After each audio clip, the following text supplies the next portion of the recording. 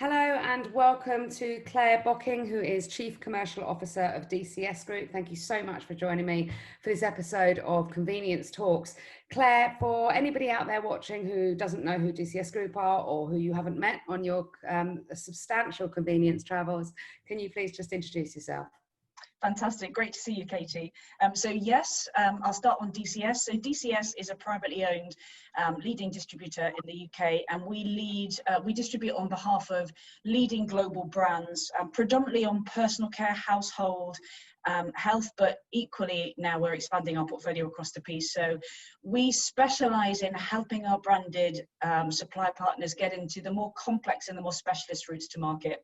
So it covers wholesale and convenience and discounter, pharmacy, high street retail, DIY. So we have quite far-reaching tentacles that reach way beyond the traditional routes to market for grocery.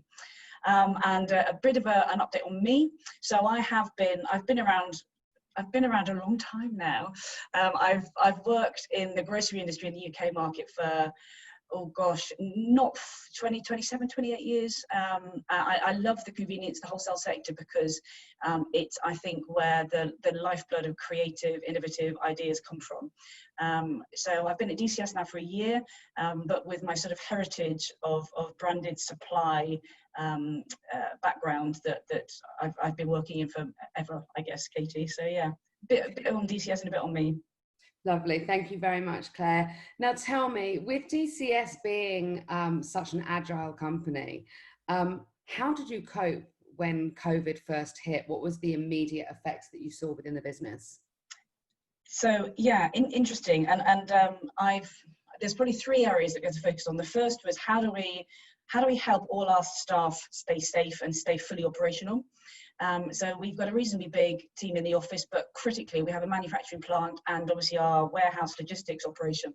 So how we kept everybody home working brilliantly, efficiently, and getting everybody able to perform, taking orders, answering customer service queries, getting that set up was critical.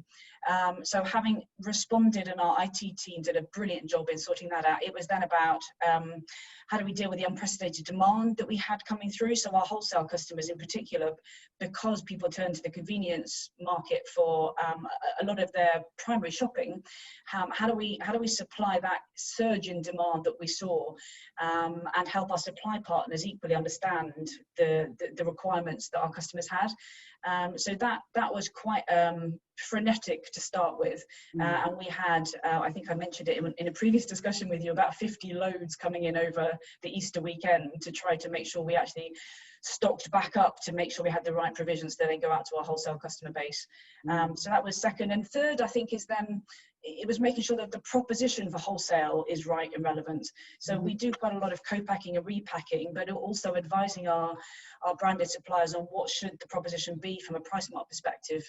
And so keeping that supply going, keeping that dialogue going, making sure that we were meeting the demands for our shoppers was critical. So those three things, I guess, were the biggest challenge in the first few weeks of lockdown. And it certainly seems like you managed to rise to that challenge as a group from what I've seen and what I've heard. What then happened? So what changed during, what are we now, 5.5 months, I think, since lockdown started, so that was your first few weeks. Then what changed? How did you innovate and help your customers and your suppliers to innovate because of the situation we all found ourselves in? Yeah, and there's quite a list of stuff, actually, Katie, from our core wholesale convenience background, using data and taking an insight-led approach from a category perspective was an initiative that really worked and started from quite early on. And we had a series of webinars that we called Destination Convenience.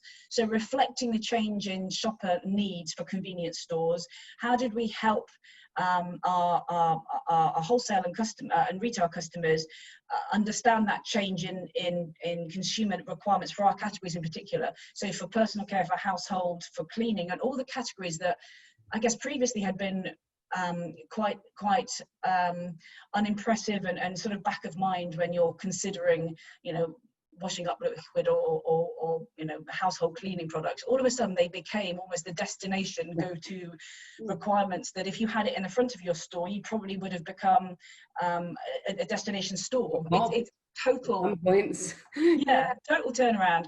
So having those category webinars was a fantastic initiative that really worked for our customer base. So we did one on personal care, and we've challenged and changed quite a few of the core ranging that on the back of what the shoppers want and need now from a convenience store. We did one on household, and we've done one on baby as well. So from a baby care perspective, again, often overlooked when you're thinking about why shoppers go to convenience stores, but it's such a key fundamental in lockdown in particular, looking at how do you increase the range of baby products to prevent any shopper with young children needing to go to a grocery store because they can get it from their local convenience store. So those webinars, and then the impact of what the proposition should be was a big part of our lockdown thinking. And then now, I mean, you know, we've moved out of the stage now where people are climbing over their dead grandmothers to get to face masks and hand sanitizer, and hopefully, and I think it's certainly, I've had a lot of conversations along the months with various different suppliers and wholesalers, and I think there's been a lot of lessons learnt as to where perhaps there were breaking points within the supply chain, and where we needed to be a bit more sensible. So what now? Initial panic. What happens next? You know, for the category, for the industry, and for DCS as well specifically. Well, my what happens next for DCS, I think, takes me slightly outside of our core convenience wholesale marketplace that I've discussed, because where we have used the agility that we have as a company has been to follow the shopper where the shopper has been going. So we have an incredibly broad customer base, and we've been able to take our branded supply partners into parts of the market where the shoppers have gone that aren't traditional. For example, getting Andrex into B&Q, getting Grays into Matalan. You're getting lots of personal care products into ASOS and Pretty Little Thing. So where .com would never normally have shampoo or, you know, any personal care products, all of a sudden a lot of the trendy .com companies wanted to have access to those products. So we've done a huge amount in opening up lots of really fascinating white space for our customers. The second thing that we have done, we have a personal care factory. So our manufacturing site we've just bought, and we will be up and running next month. So as a result of the pandemic, we will have a totally brand new 91,000 square foot personal care factory, and we are bringing a lot of manufacturing back to the UK for some of our branded supply partners who make hand wash, hand sanitizer abroad. So that has been a huge investment and a huge initiative. So that enables us to be a core part of the UK supply chain that, you know, as and when, hopefully, we'll never have the same level of shutdown and same level of challenge, but we have the ability to respond far more promptly now if that were to happen again, because of the UK operation that we'll be setting up. We've also diversified into website fulfillment.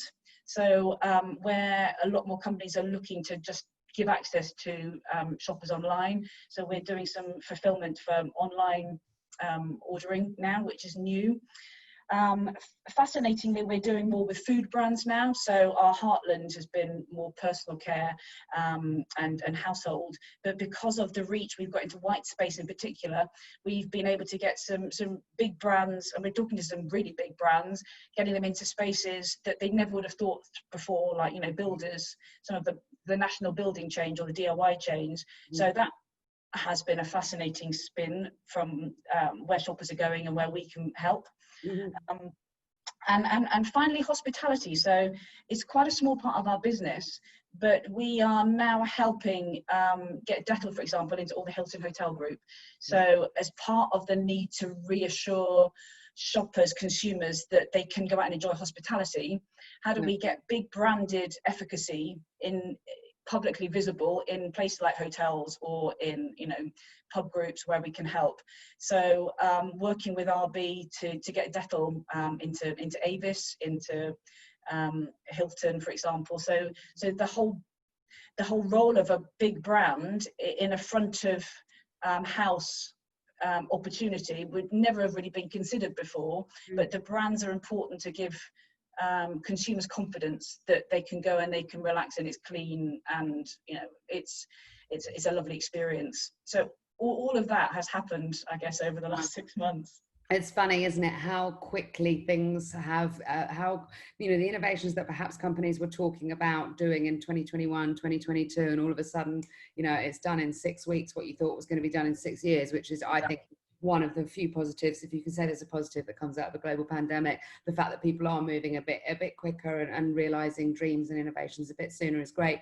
My final question to you then, I guess, Claire, is that when we look at what DCS have achieved, for me, as an outsider, it looks like it's a combination of innovation, of agility, but also about knowing the shopper. And I know that's something that you have always been really passionate about when I've worked with you in other companies throughout the years. So I guess my final question would be, how do you see the shopper as evolving going forward in the situation that we're in? I've always had this great phrase of that wasn't my phrase, I'm sure I would have stolen it from somebody else, but you know, the blurring of the boundaries, and just the idea that shoppers don't see B&Q versus Matalan versus the nicer today, you know, nicer stores. They just don't see that. Yeah. So what do you think the shopper looks like going forward out of this? Yeah, well, I would totally agree with that. And I think there's another blurring between workplace and home as well now that is even more significant.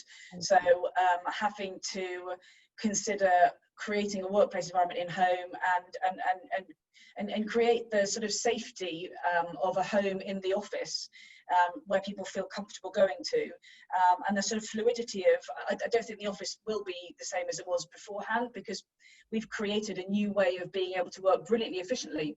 So if you have young children, or if you have a long commute and you can work brilliantly effectively remotely, why do you need to commute?